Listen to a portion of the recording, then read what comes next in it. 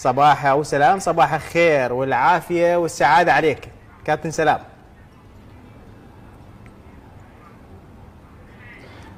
صباح الخير استاذ. اول شيء صباح الخير على قناة صباح العراقية وقناة برنامج صباح رياضي.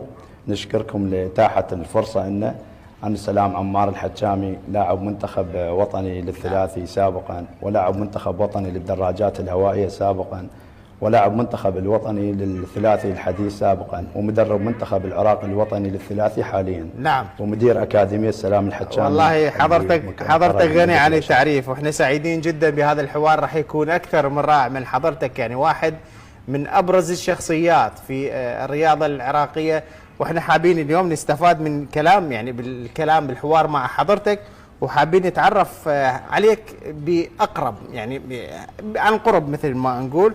وعرفنا عن نفسك وليش اخترت هاي الرياضة دون عن الرياضات الأخرى.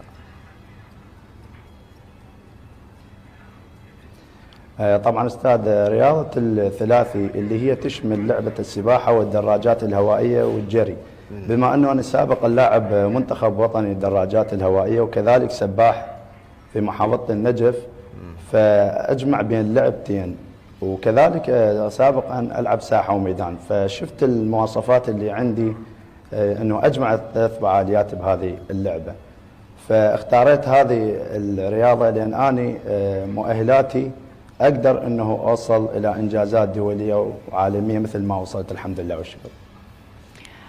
يسعد لي صباحك كابتن سلام، شلونك؟ صباح الخير ست، الله يحفظك.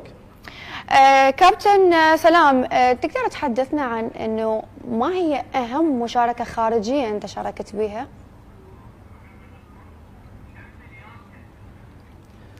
طبعا ست، انا باللعبة الثلاثي بالخصوص شاركت عدة بطولات دولية، وأحرزت على عدة أوسمة ذهبية وفضية وبرونزية بالبطولات العربية، كذلك بطل غرب آسيا وصاحب رقم عربي بلعبة الترايثلون في مصر 2017، كذلك ختمتها بالبطولة العالم والتصنيف التاسع في دبي 2022.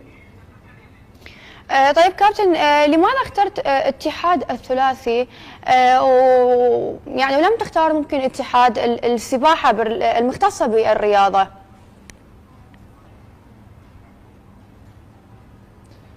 اخترت الاتحاد الثلاثي لأنه يجمع ثلاث فعاليات، ومثل ما قلت لكم أنا مؤهل أنه ألعب ثلاث فعاليات. شفت أنا أحب من النوع، أحب المنافسة، يعني أحب أوصل